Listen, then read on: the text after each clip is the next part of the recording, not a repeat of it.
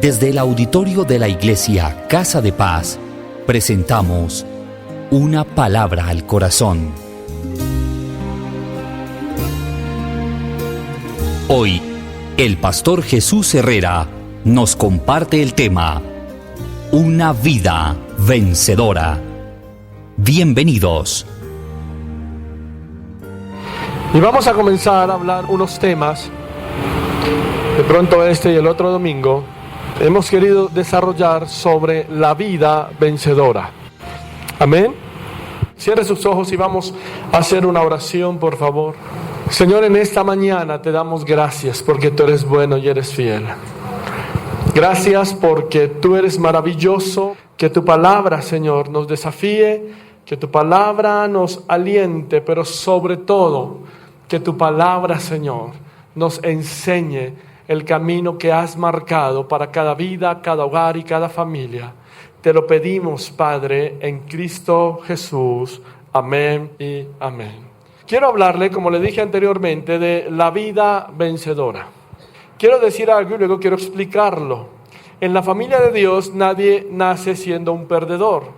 Cuando le hablo de que nadie nace siendo un perdedor, no le estoy hablando del mensaje populista del éxito o de la superfe que a veces se maneja, ¿sí? Sino cuando le estoy hablando de que nadie nace para ser un perdedor, le estoy hablando de que frente a las tentaciones, de que frente a las adversidades, de que frente a las luchas que se nos presentan día tras día, Dios ha diseñado unos recursos divinos y aún unas estrategias divinas para que usted y yo podamos enfrentar cada una de las luchas que se nos presentan cada día. ¿Está conmigo? Entonces no le estoy hablando de vida vencedora con un llamado al éxito, de a que todo le tiene que ir bien, sino le estoy llamando a que por la palabra podamos ver que Dios ha diseñado armas que usted y yo podemos tomar para enfrentar lo que la vida nos presenta. Y hay días o hay situaciones en que la vida nos golpea más dura que otras. No sé si a usted le ha pasado. En que se levanta más fuerte que otras veces. Creo fielmente que Dios nos ha dotado de recursos divinos para enfrentar la adversidad. ¿Cuántos lo creen? Y por eso quiero hablarle de 3 poderosos enemigos en esta serie de charla hoy y el otro domingo. Quiero hablarle de adversarios espirituales, quiero hablarle de las ansiedades de la vida y quiero hablarle de las seducciones del mundo. El escritor Juan desarrolla estos temas en su carta y la iglesia está colocada en un contexto donde hay una fuerte carga religiosa de falsos maestros, de hombres que niegan la fe, de una iglesia que entra en crisis espiritual, en crisis doctrinal, de familias que se ven afectadas por lo que está pasando en su sociedad. Y es un fiel reflejo a lo que estamos viendo en esta sociedad. Nomás ayer, no sé si usted vio noticias ayer, antier, otras 2 víctimas de la ballena azul, 2 jóvenes en Bosa, 2 hermanos. ¿Vieron la noticia? Que es terrible todo lo que está sucediendo.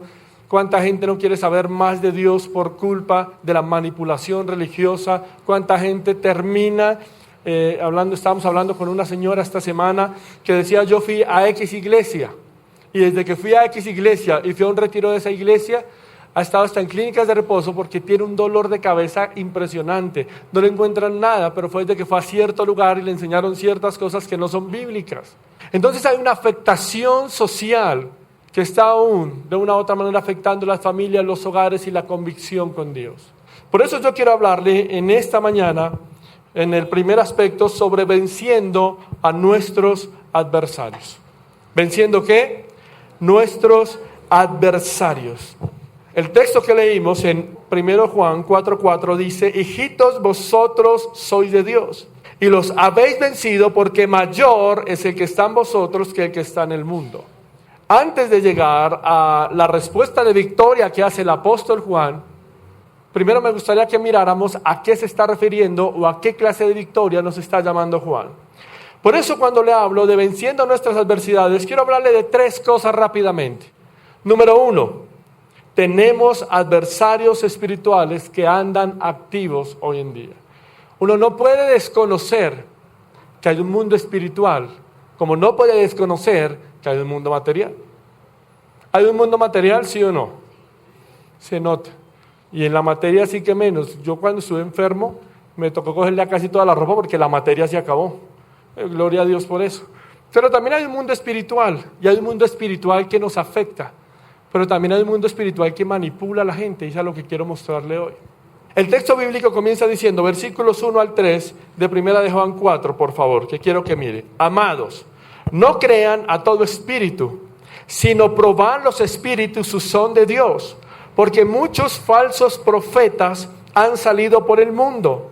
En esto conocemos el Espíritu de Dios. Todo espíritu que confiese que Jesucristo ha venido en carne es de Dios. Versículo número 3 de 1 de Juan capítulo 4. Y todo espíritu que no confiesa que Jesucristo ha venido en carne, ¿qué dice la Biblia? ¿No es qué? No es de Dios. Y este es el espíritu del anticristo, el cual vosotros habéis oído que viene y que ahora ya está ¿en dónde? En el mundo. Entonces quiero hablarle de venciendo nuestros adversarios, pero para hablarle de venciendo nuestros adversarios, número 1, quiero hablarle de adversarios espirituales que están activos. Juan, lo primero que hace es contrastar algo. Usted lee el capítulo 2 y usted encuentra que Juan está hablando que el Espíritu Santo es la verdad.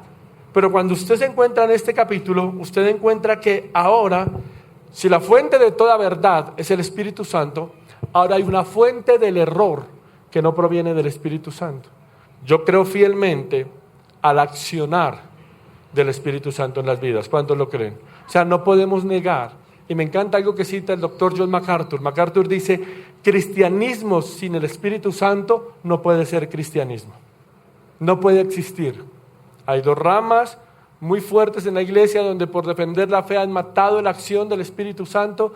Usted y yo necesitamos ser hombres y mujeres que conozcamos a la persona del Espíritu Santo. ¿Cuántos lo creen? Necesitamos conocer a la persona. Usted dirá, ¿qué es la persona del Espíritu Santo? La Biblia lo define como la tercera persona ¿de qué? De la Trinidad.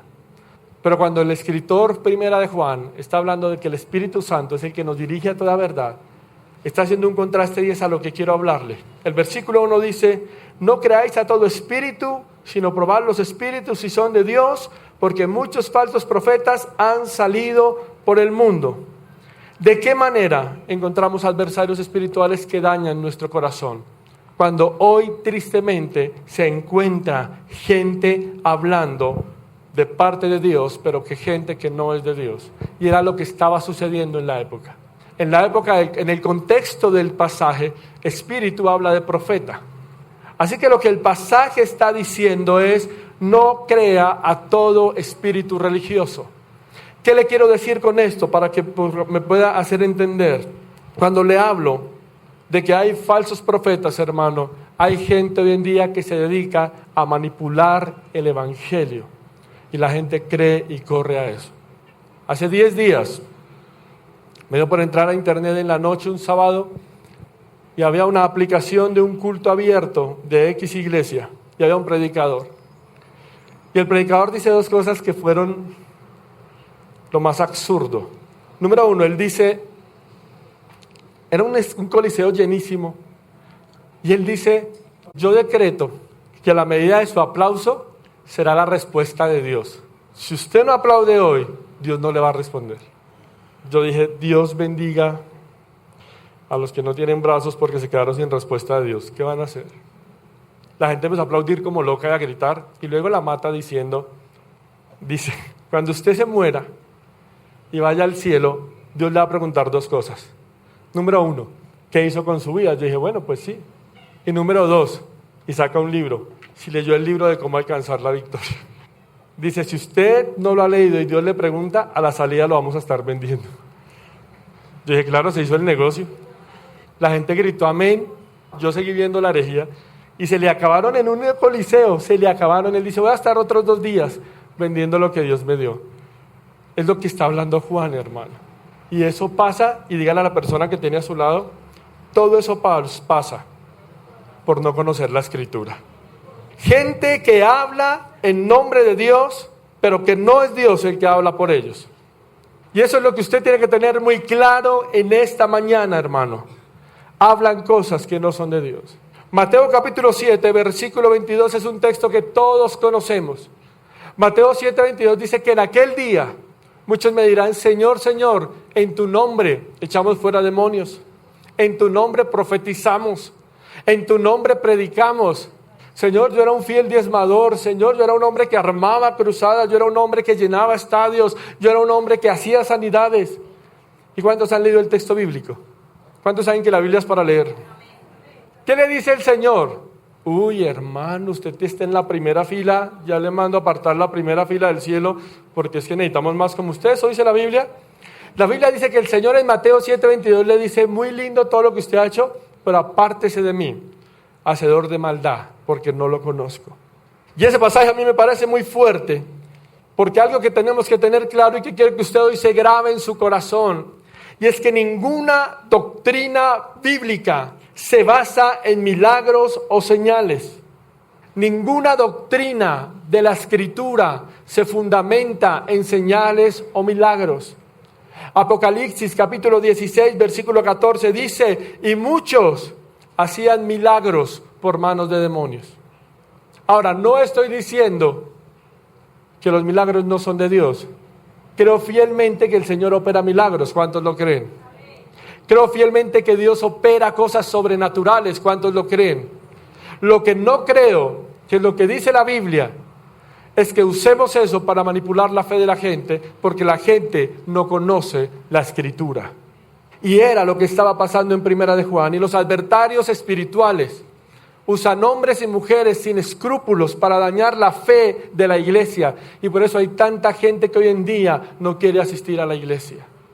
Por eso usted y yo necesitamos ser hombres y mujeres que conozcamos la palabra del Señor. ¿Cuántos dicen amén? Hoy en día está de moda el movimiento profético y el movimiento apostólico. Y yo creo fielmente que yo no creo en el ministerio. Creo en el don profético y el don apostólico, que es bíblico. Pero creo que la profecía tiene unos requerimientos. La gente anda corriendo para que le estén adivinando el futuro. La gente anda corriendo a ver qué me va a decir Dios. Que hay un hombre que habla de parte de Dios y la gente anda corriendo. Usted debe entender que hay un requisito bíblico para la profecía. ¿Cuántos saben que hay requisitos bíblicos para la profecía? ¿Cuántos saben que en la Biblia habla de profecía? Hay gente hoy en día que dice, ¿cuál es la profecía? Usted va a tener casa, carro y beca y va a viajar por el mundo. Ay, me habló el Señor, amén. Y nos dicen lo que queremos oír manejando nuestras emociones, pero a la luz de la Biblia, ¿qué es la profecía? O sea, la profecía tampoco es la película del anticristo que hemos visto, donde nace un niño por un Rottweiler. ¿Sí han visto la película? Un Doberman, y pensamos que eso es la profecía. Es gente que se ha atrevido a decir que el anticristo va a nacer de un perro, por unas malas exégesis y por ver las películas. Pero eso no es la profecía. ¿Qué es la profecía a la luz de la Escritura? El profeta era un hombre que hablaba de parte de Dios. Y la profecía bíblica tiene 3 características. Número 1, la profecía trae una denuncia de parte de Dios. Número 2, la profecía trae un anuncio de parte de Dios. Y número 3, la profecía trae un llamado a buscar el rostro de Dios. Cuando usted ve la profecía bíblica, usted da cuenta que el profeta lo primero que hacía, Ko-amar Yahvé, que era el término que usaban, Ko-amar Yahvé. Cuando el profeta decía esto, la gente temblaba porque sabía que venía palabra de Dios. Y antes que el profeta decirle, vas a viajar en carro, vas a tener viajes, vas a buscar a tener dinero, lo primero que hacía el profeta era denunciar el pecado. ¿Usted quiere que Dios le hable por medio de alguien y tenga el don profético? Lo primero que Dios le va a decir es denunciar su pecado. Después de que denuncia su pecado, trae un anuncio de parte de Dios de qué pasa. Y por último, le muestra o lo desafía a buscar a Dios. Por eso es que Pablo en 1 Corintios habla de cuáles son las características de la profecía.